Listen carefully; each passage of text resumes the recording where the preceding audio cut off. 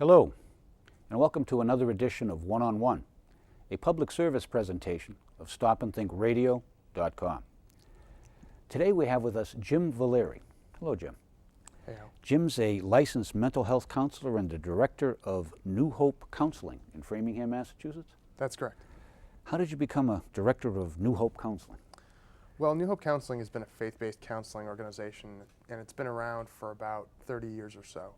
And basically, for a while, it was run by Jackie Rosenberger.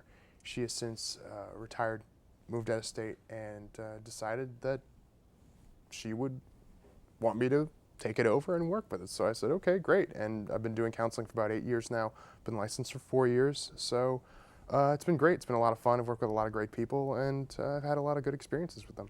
What type of services does New Hope Counseling provide? Generally speaking, mental health counseling. It's basically just trying to help people with their problems. And so generally speaking, I don't get too much into their past. Generally speaking, I kind of want to meet them where they are and help them get through their problems and basically feel better, because a lot of people are coming in because they generally aren't feeling good about their situation or their marriage, relationship, parenting, children, that kind of thing. So basically, I come at it from a very sort of real approach instead of coming at it from like the Wizard of Oz, like you come to me, I help you with your problems, and I give you a new brain, heart, and courage, that kind of thing. I don't do that. I come at it from a very real, hey, where are you at, and how can I help you, and how can we move you forward and initiate positive change in a way that's going to be real to you.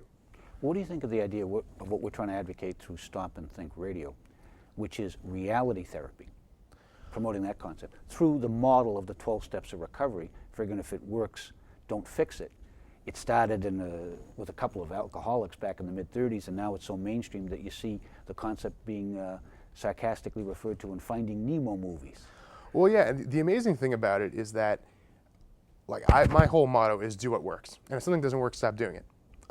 And I think that's kind of generally the idea that you guys are coming across in giving people information from credible sources that gives them the opportunity to look into the concept of recovery and try to develop a plan that works for them.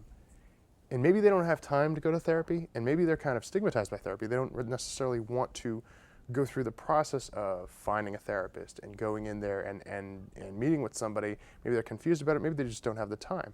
So what you guys provide is the information that they're going to need to be able to process that, go through and say, hey, maybe that's me, maybe I need to get a little bit more information for myself, and go through that process and learn and maybe make some changes on their own without necessarily having to go to a professional, because they have professionals at their fingertips.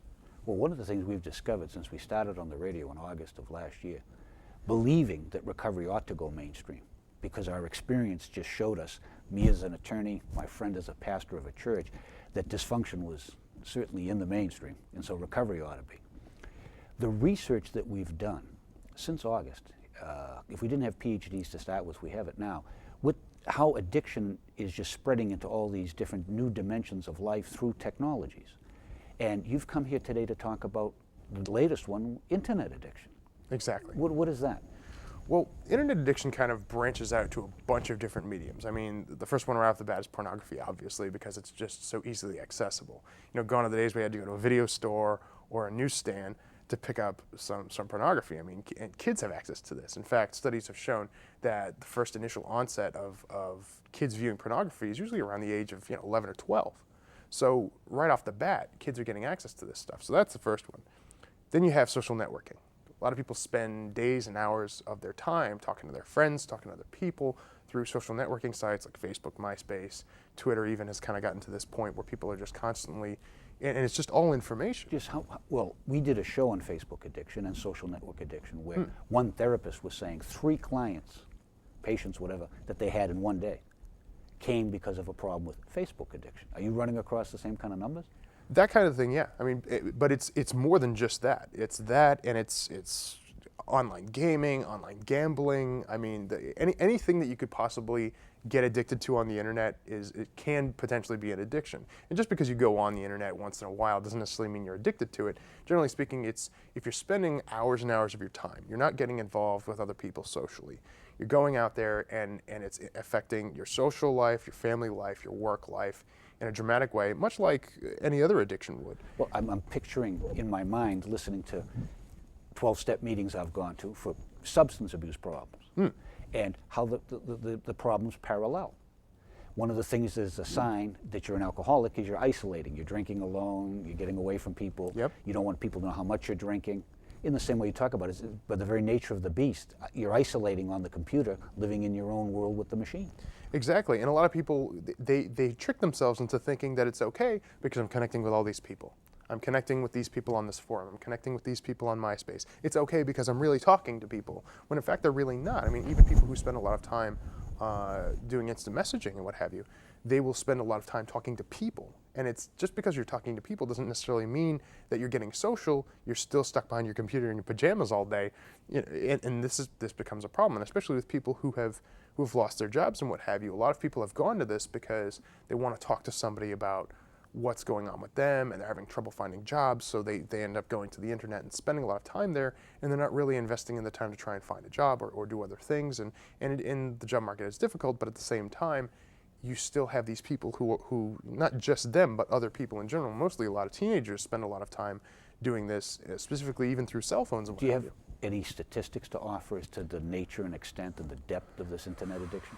For the most part, there's a broad range. I mean, offhand right now, I don't have any statistics, but they're easy to find. I mean, I was in my preparation for this show. I kind of looked them up. I didn't have enough time to write down cue cards and what have you for it. But basically, from my understanding, at least from my own perspective, from the people that I've seen, my clients, generally speaking, most teenagers usually have some form of connection in that way.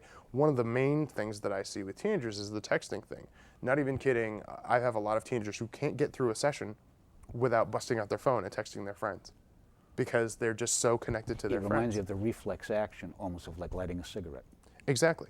And there's this constant sort of instant gratification that comes in from sort of getting connected to these to their friends, to these people, because they want to build their friendships. And with adolescents specifically, it has something to do with connecting with their friends, because in my opinion, childhood kind of goes in 3 different stages. You have infancy, which is kind of 0 to 6 to some extent, and it's all, the world revolves around me. There's nothing but me. Then from 6 to 12, they kind of try and find their identity through their family. And then from 12 on, and even up until 22 even in some cases, it's about, they revert back to this infancy stage. So now they're kind of getting so focused on themselves and so focused on what it is that they want, and they're in connecting with their friends, that everything else doesn't really matter. So a lot of parents will come to my office and they'll be like, hey, you know what, my teenager, it doesn't really want to listen to me, doesn't really talk to me, and they're so focused in on their friendships. And I'm kind of like, well, yeah, but that's kind of how they're defining themselves. The trick is to help them. How to get integration. Exactly. Well, we have a video that would be embedded on our site. We call it the Paul Revere Project, one of the first of these that we've done, trying to alert and spread the alarm of dysfunction. And one of the things we point out is exactly what you're referencing, that with the virtual reality, through the social networks and the video games and et cetera, being so absorbed by the young, they don't have any concept of reality. As a result, they have no conscience. As a result, they don't have the skills or the ability or the desire to socially integrate. And this is a cataclysmic problem on the horizon waiting to burst unless something is done now. What's your thought on that? Well, I can easily see that happening because of that disconnect, because we're not integrating with human beings on a personal level. Because before the internet came around, I mean, you're talking around the early 90s. Yeah, people got into the internet, and it was, at that time, it was IMing and chat rooms, and a lot of parents got involved with their kids because they were so concerned that their kids would run into an internet predator, because that was kind of on the rise. Now it's kind of been to the point where kids aren't even looking at that. They're just sort of connected to themselves and their friends. And the tricky part about that is, yes, there is the component of connecting with their friends, but as time goes on, as they get older and they're connecting with other human beings in a different kind of way, there's a potential for an inability to be empathic, an inability to communicate with human beings on an interpersonal level. And when it's all just a computer screen or a TV screen or something like that, there really